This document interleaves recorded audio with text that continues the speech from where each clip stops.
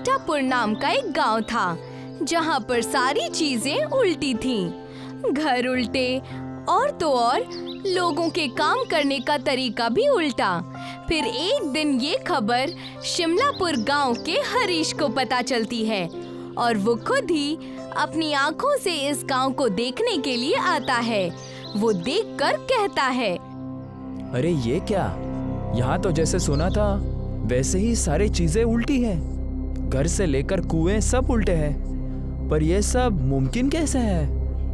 हरीश गांव में जाता है और उस एक आदमी से मिलता है जो अपनी साइकिल उल्टी चला रहा होता है और हरीश उससे पूछता है, सुनिए, क्या आप मुझे बता सकते हैं कि यहाँ सब उल्टा क्यों है और आप ये साइकिल उल्टी क्यों चला रहे हैं? मुझे ये तो नहीं पता, पर जब से मैं इस कस्बे में हूँ तब से सब ऐसा ही चल रहा है।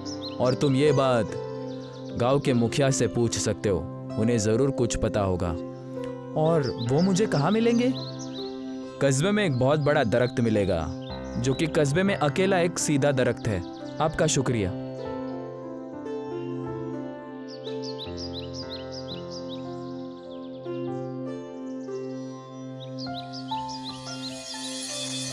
वहां से हरीश उस दरख्त के पास पहुंच जाता है जहां पर गांव के मुखिया खड़े रहते हैं। हरीश उनके पास जाकर उनसे पूछता है, क्या आप मुझे बता सकते हैं कि यहाँ घर, कुएं, दरख्त सब उल्टे क्यों हैं और सिर्फ ये अकेला दरख्त सीधा क्यों है? बेटा, तुम कहाँ से आए हो और तुम ये क्यों जानना चाहते हो? मैं शिमलापुर कस्बे का हूँ। मैंने सुना था कि यहाँ सारी चीजें उल्टी हैं, तो मैं देखने के लिए खुद चला आया। तो अब जाके मैंने सारी चीजों को अपने आंखों से देख लिया है, तो मैं जानना चाहता हूँ तो यहाँ सारी चीजें ऐसी क्यों हैं? फिर मैं कस्बे जाकर सारी बातें लिखकर उसे कस्बे में बांट दूंगा। देखो बेटा, मुझे पूरी बात तो नहीं पता, पर मैं यही जानता हूँ कि एक बार एक ऋषि थे जो इस कस्बे में इस बड़े सीधे दरख्त के नीचे बैठकर ध्यान लगाया करते थे, और किसी वजह से उन्होंने इस कस्बे को श्राप दे दिया, जिस वजह से इस कस्बे के सारे चीजें इसी तरह से उल्टी हो गई। पर उन्होंने श्राप क्यों दिया और उस श्राप को कैसे हटा सकते हैं? बेटा, ये तो मुझे भी नहीं पता, पर अगर तुम्हें इसे जानना है तो तुम कस्बे के पुस्तकालय में जाकर खोजबीन कर सकते हो। शायद तुम्हें वहाँ कुछ मिल जाए। आपका बहुत बहुत शुक्रिया। वहां से हरीश गांव के कुतुबखाने में जाता है।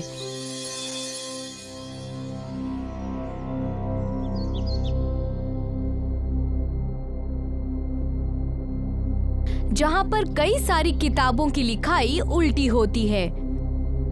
यहाँ के किताबों में तो लिखावट भी उल्टी है, इसे तो पढ़ना भी बहुत मुश्किल है। हरीश किताबों को पढ़ने की कोशिश करता है, वैसे ही उसकी नजर एक किताब पर पड़ती है जो कि बाकी किताबों से थोड़ी अलग थी। हरीश उस किताब को उठाकर जैसे ही खोलता है तो वो देखता है, अरे इस किताब में तो सारी चीजें सीधी लिखी हुई है। देखता हूँ शायद इसमें कुछ लिखा हो जिसमें ये पता चल जाए कि इस कस्बे की हालत आखिर ऐसे हुई कैसे। हरीश उस किताब को पढ़ने लगता है। उसमें गांव की कहानी लिखी होती है। कई सालों पहले एक संत इस गांव में आता है और बड़े से दरख्त के नीचे बैठ जाता है। उस वक्त गांव का नाम सीधापुर हुआ करता था और संत जी गांव वालों को सही बातें सिखाया करते थे। एक दिन संत जी गांव वालों को इकट्ठा करते हैं और उन्हें सूचना देते हैं, कस्बे वालों, मैंने आप सभी को यहाँ इसीलिए इकट्ठा किया है ताकि आप सभी को कस्बे में हो रहे शिकार के बारे में बता सकूं। आप लोग जो मासूम जानवरों का शिकार कर रहे हैं उसे अभी छोड़ दीजिए, वरना उसका अंजाम पूरे कस्बे वालों को भुगतना पड़ेगा। ये बात सुनकर कुछ लोग आपस में कहते हैं, इस संत को यहाँ आए हुए कुछ ही महीने हुए हैं और ये हम पर अपना राज चलाना चाहता है। तुम ठीक कह रहे हो, हम तो अपने शिकार का काम जारी रखेंगे। चलो अपने शिकार के जाल को कस्बे के जंगल में डाल कर आते हैं। गांव वाले संत की बातों को अनसुना कर देते हैं और फिर से शिकार के कई सारे जालों को जंगल में बिछा देते हैं। फिर एक दिन संत जंगल से गुजर रहे होते हैं।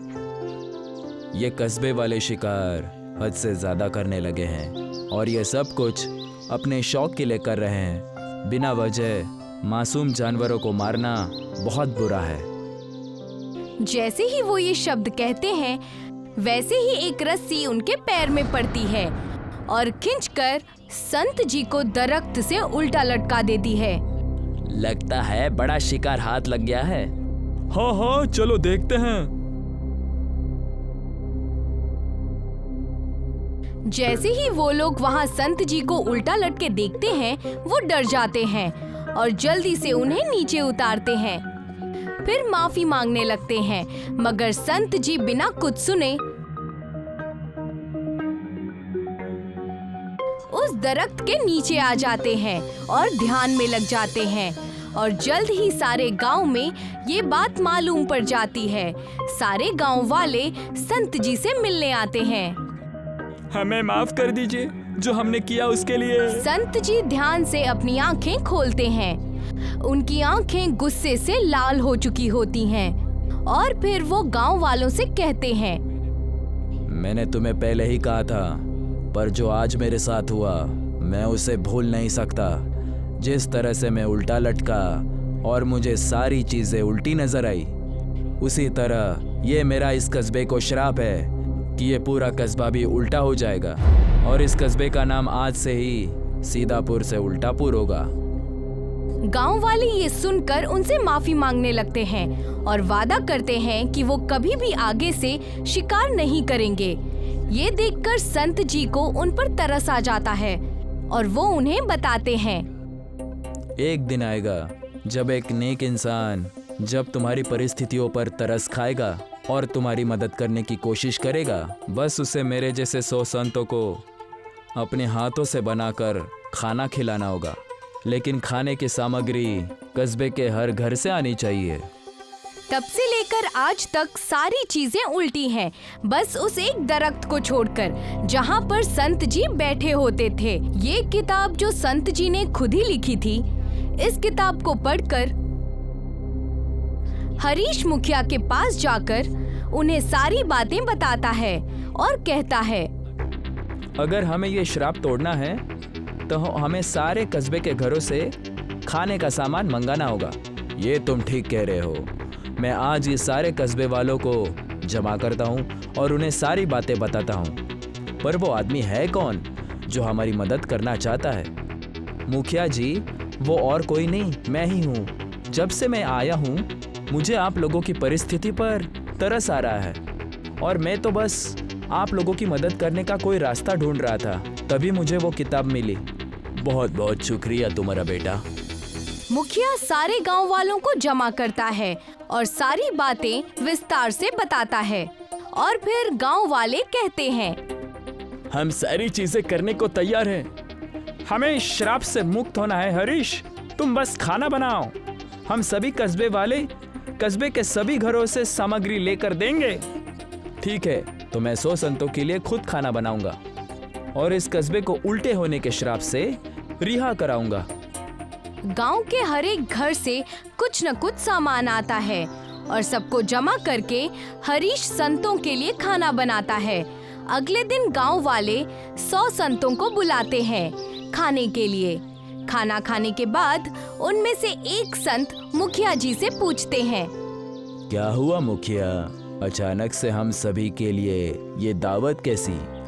कई सालों पहले एक संत ने इस कस्बे को श्राप दिया था कि इस कस्बे के सारी चीजें उल्टी हो जाए, चाहे वो घर हो या फिर दरख्त या फिर कुआं। और उन्होंने कहा था कि ये सभी चीजें ठीक तभी होंगी जब कोई नेक इंसान हमारी इस हालत को देखकर हम पर तरस खाएगा और वो 100 संतों को अपने हाथों से बनाकर खाना खिलाएगा और खाने का सामान कस्बे के हर एक घर से आना चाहिए। संत हरीश को अपने पास बुलाते हैं। हरीश बेटा, तुमने जो इस कस्बे के लिए किया है उसे देखकर हम सब बहुत खुश हैं। अगर ये कस्बा इस श्राप से मुक्त हुआ है तो इसका श्रेय सिर्फ और सिर्फ तुम्हें जाता है। साधु जी, ये मेरा कर्तव्य है कि मैं लोगों के लिए अच्छा करूं। सदा खुश रहो बेटा। ये कहकर सारे संत गांव वालों को आशीर्वाद देते हैं और अपने रास्ते निकल जाते हैं। और फिर अगली सुबह जब सूरज उगता है तो सारी चीजें एकदम सीधी हो जाती हैं। गांव के हर एक घर सब सीधे हो जाते हैं। ये देखकर गांव वाले बेहद खुश हो जाते हैं और मुखिया जी सारे गांव वालों को एक साथ जमा करते हैं। हरीश बेटे, तुम्हारा बहुत बहुत शुक्रिया। जो तुमने हमारे लिए किया शायद ही कोई करता है। इसकी कोई ज़रूरत नहीं है मुखिया जी। बस आप कस्बे वालों को बता दीजिए कि पहले वाली गलतियां वापस ना दोहराए। हाँ, तुम ठीक कह रहे हो। तभी मुखिया जी सारे गांव के लोगों से कहते हैं, इस कस्बे में आज के बाद कभी कोई जानवरों का शिकार नहीं करेगा और अगर कोई शिकार करते हुए पकड़ा गया तो उसे कस्बे से निकाल दिया जाएगा। हम कभी मासूम जानवरों का शिकार नहीं करेंगे। और उसी वक्त मुखिया जी गांव का नाम फिर से सीधापुर रख देते हैं और गांव के सभी लोग अब अपने सीधे गांव में खुशी से जीते हैं।